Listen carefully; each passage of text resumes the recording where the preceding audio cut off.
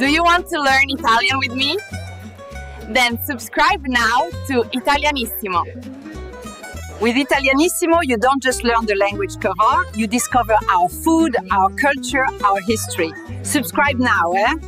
Learn Italian with us! Subscribe to Italianissimo! All right, let's get right into it. Today we're going to talk about a verb that is no joke, one of the most essential and maybe one of the most confusing in all of Italian. I'm talking about sentire. If everywhere, and really getting a handle on it is a total game changer. But here's what it can be a bit of a head scratcher.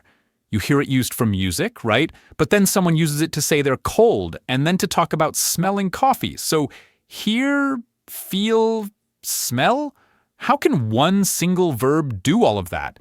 It seems like a lot, I know, but trust me, it's going to make perfect sense. Because today, we are going to crack this code. We're going to break down the 5, yes, 5 core meanings of sentire, so you can start using it with total confidence, like you've been doing it for years. Okay, so where do we start? Let's begin with the basics, the 2 meanings you'll probably run into right away. These are the foundational ones, all about how we physically experience the world. Meaning number 1 is the big one, the one you most likely learned first. It's to hear. Super common, super straightforward. It's all about perceiving sound with your ears. Seems easy enough, right? Let's look at an example. Okay, picture this. You're on the phone in Italy. The connection is terrible. You're almost guaranteed to hear this phrase. Non pi sento, parla più forte. It's a textbook case of sentire, meaning to hear. And what does it mean? Exactly what it sounds like. I can't hear you? Speak louder. So takeaway number 1 is simple. For sounds, think sentire. All right, on to meaning number 2. Sentire also means to feel. But, and this is a big but, we're talking about physical sensations here. Things your body is literally feeling. You know, like being hot or cold or, well, pain. So for example, a doctor or maybe just a friend might ask you, Senti dolore alla schiena? They're asking about a direct physical sensation in your body, which translates to, do you feel pain in your back? Okay, so we've got hearing and physical feeling down. 2 senses covered. But believe it or not, we're just getting started. Now let's get into the really interesting stuff, the meanings that might surprise you.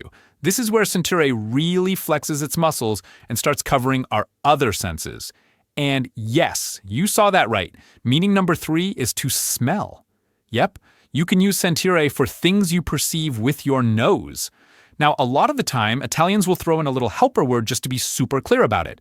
So you wake up in the morning and you might say, Sento odore di caffè dalla cucina. You see that word odore? It literally means odor or scent. It's like a signpost telling you, hey, we're talking about smelling right now. And that, of course, means I smell coffee from the kitchen. It's pretty cool, right? And what's even cooler is that you can get more specific depending on what kind of smell it is. So you've got odore for just a general smell, then there's profumo for a good smell like a perfume or flowers, and on the flip side you've got puzza for a bad smell, a stink. It's like a little cheat sheet for smells. Okay, are you ready for the next one? Because it's just as surprising.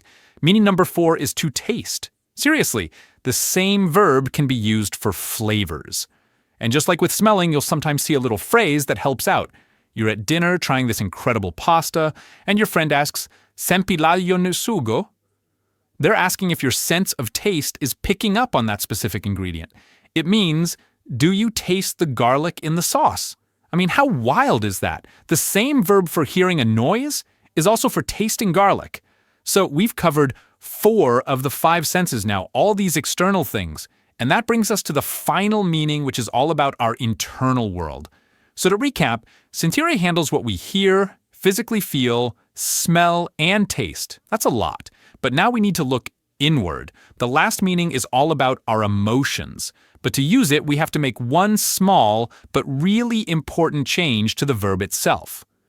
And this is the key. When you want to talk about how you feel emotionally, happy, sad, tired, you don't just use sentire. You have to use its reflexive form, sentirsi. You can think of it like to feel oneself. That little reflexive bit is everything. For example, you'd say, mi sento felice oggi. See that little me at the beginning? That's our clue. That's the reflexive part that signals we're talking about an internal emotional state, which of course just means, I feel happy today. So this split between physical feeling and emotional feeling is super important. Let's just put them side by side to make it crystal clear. Okay, here it is, plain and simple. Sentire is from the outside world, interacting with your body. Sento freddo, I feel cold. But sentirsi is for your inner world, your emotions. Mi sento felice, I feel happy. One is external, one is internal. That's the biggest takeaway here. All right, let's wrap this all up. We've kind of peeled back the layers of this mystery, haven't we? And what we found is that sentire is way more than just a verb. It's this incredible all-in-one tool for describing pretty much your entire sensory experience. So let's just look at the whole picture one last time. We've got to hear the music, to feel the cold, to smell the coffee, to taste the garlic, and finally to feel happy using sentirsi. It's the verb that connects your inner world with the outer world. Pretty amazing. So now you know. The question really isn't what does it mean anymore. The question is, how are you going to use it?